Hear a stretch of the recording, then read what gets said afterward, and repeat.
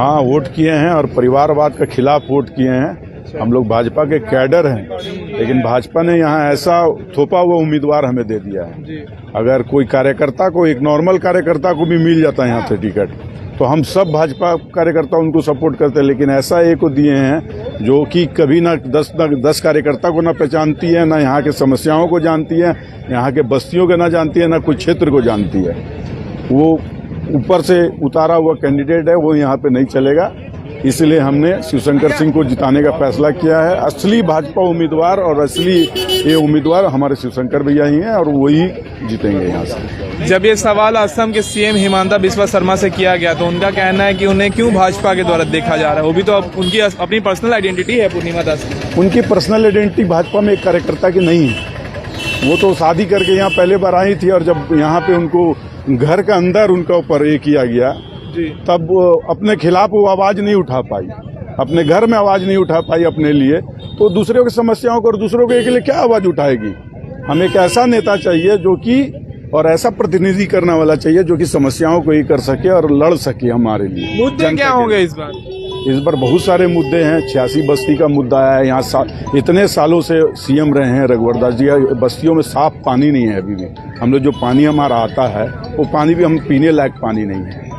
Road नाली खाली बना देने से नहीं होता। बिजली की समस्या है, जबकि भारत इतना आगे जा रहा है बिजली का ए में, और ए में हमारे यहाँ बिजली कितने घंटे रहती है। बहुत सारी समस्याएं हैं जिसमें काम किया जा सकता। बहुत बड़ी समस्याएं नहीं है, छोटी छोटी समस्याएं हैं। 24 सालों से ज्यादा और 24 साल हो गए झारखंड को आजाद हुए बने हुए।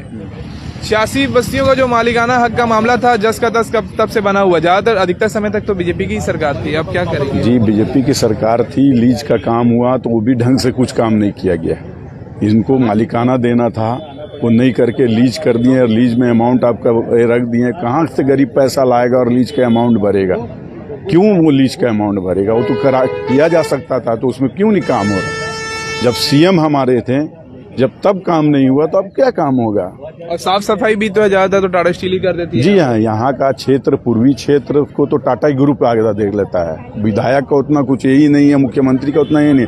फिर भी जो मूलभूत बस्ती में कुछ बहुत कम बस्ती है यहाँ, जो मूलभूत सुविधाएं क्यों वंचित है वहाँ, तो ये सबको हम लोग को देखना था। ऐसा कैंडिडेट देना था। यहाँ पर सुरक्षा को किस तरह देखते हैं? महिलाएं सुरक्षित महसूस करती हैं? देखिए, महिलाओं को अगर सुरक्षा के दृष्टिकोण से देखा जाए ना, तो हर बस्ती के चौक में ना सीसीटीवी कैमरा होना चाहिए। क्या है?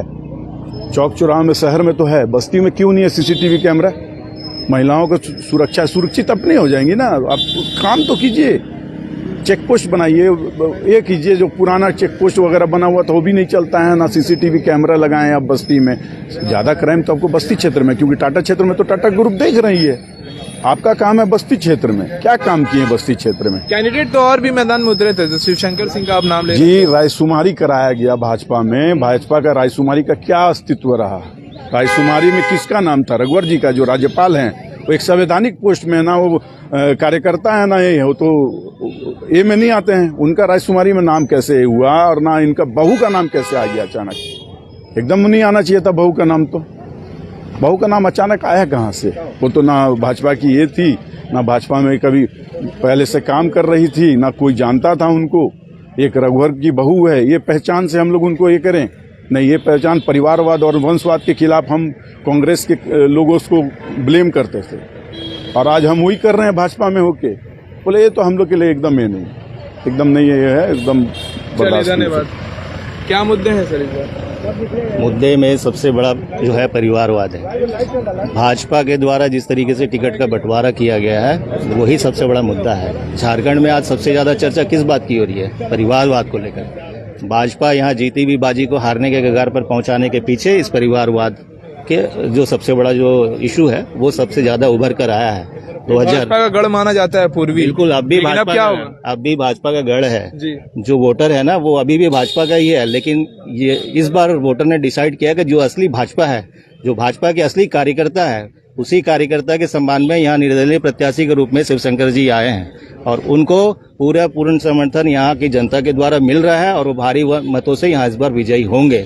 और ये संदेश न सिर्फ उस परिवार को बल्कि पार्टी को भी जाने का है, क्योंकि इस गढ़ को इस तरीके से खराब करने का ठेका किसी एक परिवार का नहीं है। भाजपा का गढ़ आज भी है, सारे कार्यकर्ता भाजपा के ही हैं, लेकिन आज स्थिति ऐसी ला दी है कि भाजपा के जो कैडर्स है उनको दो भागों में बांट दिया है। पिछली बार 2019 में ये हुआ था, जैसे उन्होंने 2024 में रिपीट किया। ये बहुत दुर्भाग्यपूर्ण है, पार्टी के लिए खासकर बहुत ज्यादा दुर्भाग्यपूर्ण है। कोई भाजपा से अलग नहीं है। तो क्या आपको नहीं लगता इसका नुकसान पार्टी को होगा? केंद्र को पता नहीं है, इस बारे में जानकारी नहीं है? केंद्र को इस बारे में बहुत सारे सर्वे गए हैं, रिपोर्ट गए थे, रायशुमारी हुई थी, जितना शायद पहले कभी भी नहीं हुआ। 2024 में जो हम सबों को पता है कि पहली बार रायशुमारी हुई, तो इस बात की जानकारी नहीं है कि रायशुमारी में किनका नाम गया था। इसके बावजूद अगर इसको दरकिनार करते हुए अगर एक परिवार की मनमानी के आगे कोई अगर नतमस्तक हो जाए तो ये पार्टी की मजबूरी हो सकती है, जनता की, वोटर की मजबूरी नहीं है। हम अब भी भाजपा को ही जिता रहे हैं, भाजपा का ही उम्मीदवार जीतेगा, लेकिन भाजपा का जो असली उम्मीदवार है, जो इसका हकदार है, जो इसके लिए योग्य है, वो उम्मीदवार जीत कर आएगा, न कि किसी परिवार की बहू जो ऊपर से पैराशूट लैंडिंग करेगी और वो सीधे विधानसभा में जाएगी। ये अब संभव होने वाला नहीं है। तो अभी तो वही बात होगी 2019 में जो हुआ था। बिल्कुल वही होगा। यहाँ निर्दलीय के रूप में फिर से जीत होगी और ये संदेश इस बार इस परिवार और पार्टी दोनों को जाएगा। चलिए, धन्यवाद। क्या ख्याल है सर आपका? ख्याल मेरा यही है कि मोदी जी चांद पर तिरंगा फहराते शिव शक्ति। हाँ, मोदी जी चांद पर तिरंगा फहराते शिव शक्ति।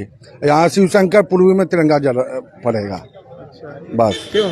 और भी क्योंकि कैंडिडेट हैं? नहीं, कैंडिडेट नहीं, ईमानदारी, सच्चाई। हाँ, मैंने कोई नहीं, इनके आगे कोई नहीं है। सिंपल। इनसे क्या उम्मीदें रहेंगी? बहुत उम्मीद है, जमीन से जुड़ा हुआ नेता है, इसलिए इनसे बहुत उम्मीद है। 2 बजे रात में भी कॉल कीजिए, वो पहुंचेंगे आपके सेवा में। 30 साल से ये पब्लिक को जन सेवा दे रहे हैं फ्री में। फ्री एम्बुलेंस है इनका, मानव सेवा में एकदम 2 बजे रात तक जो है ये कार्य करते हैं। बस यही है। रघुवर जी का जो कार्यकाल था कैसा था? ये सब जो भी रहा, हाँ, 2019 तक का कार्यकाल कैसा था? अच्छा था। नहीं, रोड, हाँ, नहीं, यही सब ठीक है। पूर्वी भाजपा का था, है और रहेगा। ये कैंडिडेट भी जो है शिवशंकर जी 30 साल से जो है बीजेपी के पुराने कार्यकर्ता हैं। चलिए, आप भी कुछ कहना चाहेंगे सर? क्या कहना जी, चाहेंगे? हम एक्चुअल में 96 से वोटिंग शुरू की है, ठीक है। और हम सिर्फ 2 लोगों को देख के वोटिंग शुरू किए थे। एक है अटल बिहारी वाजपेयी और रघुवर दास जी। तो क्या अटल बिहारी वाजपेयी की जो बीजेपी थी वर्तमान जी में हाँ, वही है?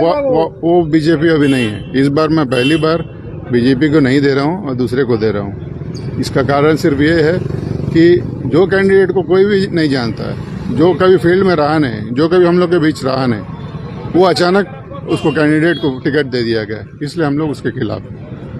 मुद्दे क्या होंगे? दिल में क्या ख्याल था जब गए थे वोट देने? दिल में यही ख्याल था कि जमीन से जुड़ा जो भी नेता है, जो हम लोग के समस्या के लिए हमेशा तैयार रहता है, उसको हम वोट दें। इस बार झारखंड में क्या होगा? ये तो पूर्वी सीट की बात कर रहे थे, अभी झारखंड में अभी जो सरकार है कैसी है? झारखंड में जो मेरा अनुमान है, जेएमएम की सरकार फिर रिपीट नहीं होने वाली है, ठीक है। तो क्या गठबंधन की सरकार बनेगी? जी हाँ। आसू और बीजेपी? जी हाँ। चलिए, धन्यवाद। तो ये कुछ मतदाता हमारे साथ जुड़े थे, मिक्स्ड ओपिनियन था, लेकिन ज़्यादातर झुकाव निर्दलीय कैंडिडेट के तरफ ही था। तो पल पल की अपडेट्स के लिए देखते रहिए मशाल न्यूज़। धन्यवाद।